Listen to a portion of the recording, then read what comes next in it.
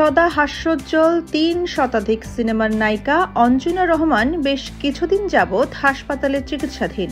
তবে অবস্থার উন্নতি নেই, বরং অবনতি হয়েছে। তাকে নেওয়া হয়েছে ভেন্টিলেশনে। বৃহস্পতিবার সকালে এই নায়িকার পরিবারের পক্ষ থেকে খবরটি সংবাদ মাধ্যমকে জানিয়েছেন নায়িকার ছেলে নিশাত রহমান। রাজধানীর বঙ্গবন্ধু শেখ মুজিব মেডিকেল বিশ্ববিদ্যালয়ে চিকিৎসাধীন আছেন তিনি। অঞ্জনার ছেলে জানান, তার মায়ের শ্বাসকষ্ট হচ্ছে। গতকাল এই কষ্টের মাত্রা বেড়েছে, তাই দেরি না করে ভেন্টিলেশন সাপোর্ট দিতে হচ্ছে। দেশীয় চলচ্চিত্রের একসময়ের জনপ্রিয় এই নায়িকার জন্য তার পরিবারের পক্ষ থেকে দোয়া চাওয়া হয়েছে। জানা গেছে 15 দিন ধরে অঞ্জনা অসুস্থ। শুরুতে জ্বর ছিল, সারা শরীর কেঁপে জ্বর আসত। একটা সময় ওষুধ খেয়েও কাজ হচ্ছিল না। শেষে জানা যায় তার রক্তে সংক্রমণ ধরা পড়েছে। এরপর চিকিৎসকের পরামর্শে দ্রুত হাসপাতালে ভর্তি করা হয়।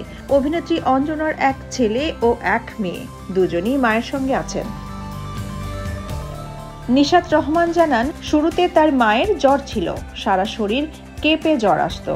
এরপর আবার জ্বর চলে যেত, কিন্তু একটা সময় ওষুধ খেয়েও কাজ হচ্ছিল না।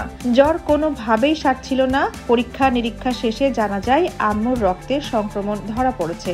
এরপর চিকিৎসকের পরামর্শে আম্মুকে দ্রুত হাসপাতালে ভর্তি করা হয়। প্রথম দুদিন পরিস্থিতি ভালো ছিল না।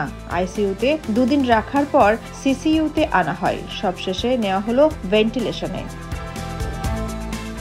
বাংলাদেশি চলচ্চিত্রের একসময়ের জনপ্রিয় অভিনয় শিল্পী অঞ্জনা নৃত্যশিল্পী থেকে নায়িকা হয়ে সর্বাধিক যৌথ প্রযোজনা ও বিদেশি সিনেমায় অভিনয় করেছেন।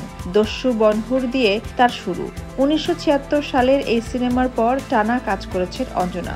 এ পর্যন্ত 3 শতাধিক সিনেমায় অভিনয় করেছেন। পরিণীতা ও গাংচিলে অভিনয়ের জন্য দুবার জাতীয় চলচ্চিত্র পুরস্কারও পেয়েছেন।